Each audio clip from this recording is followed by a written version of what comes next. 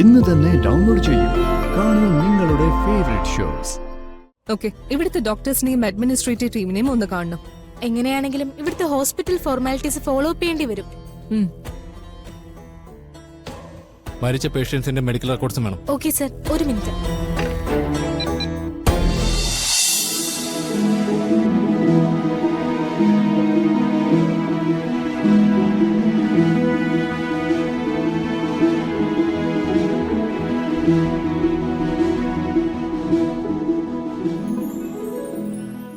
ഹോസ്പിറ്റലിൽ നടന്ന മരണങ്ങൾക്ക് പിന്നിൽ എന്തോ വലിയ ദുരൂഹതയുണ്ട്. സത്യം കണ്ടെത്താൻ നമുക്ക് മുന്നിൽ തടസ്സങ്ങൾ ഏറെയാണ്. എങ്കിലും ഗൂഗിൾ വിചാരിച്ചാൽ പലതും ചെയ്യാൻ സാധിക്കും. മെഡിക്കൽ രംഗത്തെ ഗൂഗിളിന്റെ മിടുക്ക് തെളിയിക്കാനുള്ള അവസരമാണ്. ജഡി, എന്റെ കഴിവിന്റെ പരമാവധി ഞാൻ ശ്രമിക്കാം. സത്യം കണ്ടെത്താനാവുന്ന പ്രതീക്ഷിക്കാം.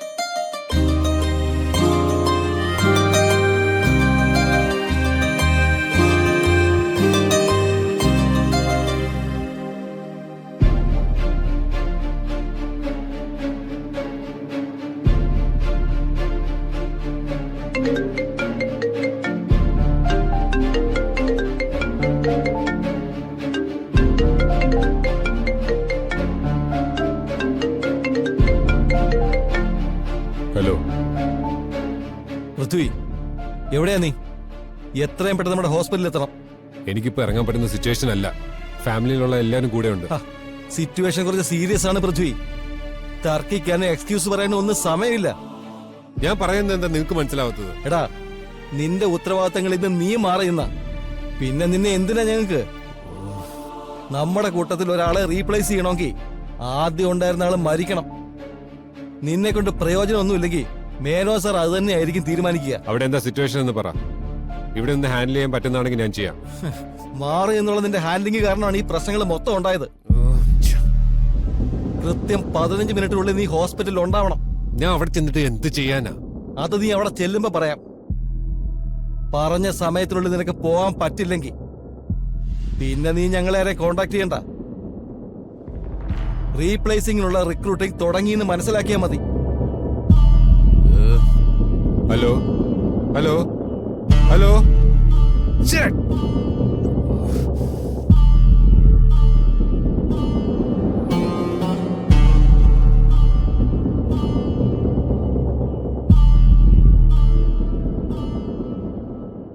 എന്നാ പിന്നെ സമയം കളയണ്ട, നമുക്ക് എത്രയും പെട്ടെന്ന് ഹോസ്പിറ്റലിലോട്ട് ചെല്ലാം. എല്ലാവരും കൂടെ പോകേണ്ട ആവശ്യമുണ്ടോ?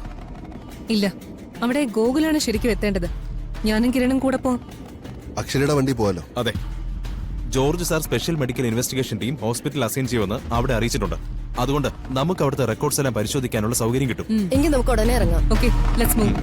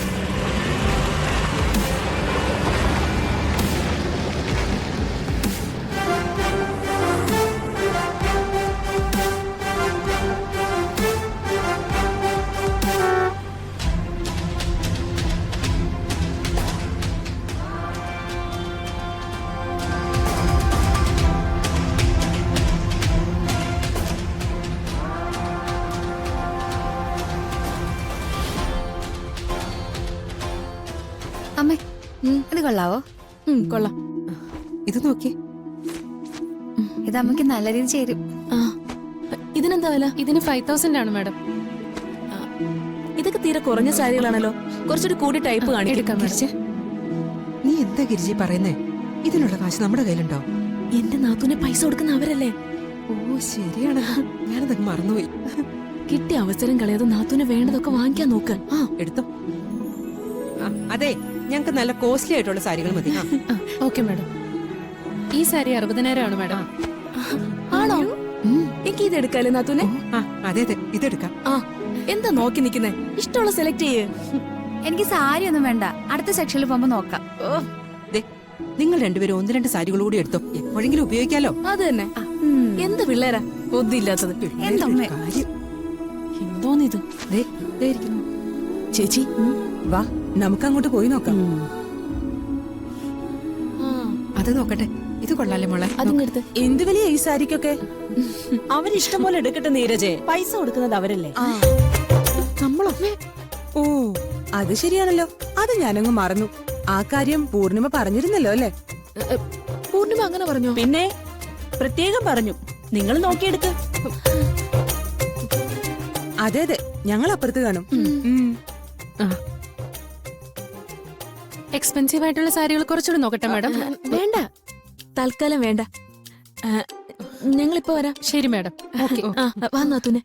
ഞങ്ങൾ വരാം. ശരി മാഡം.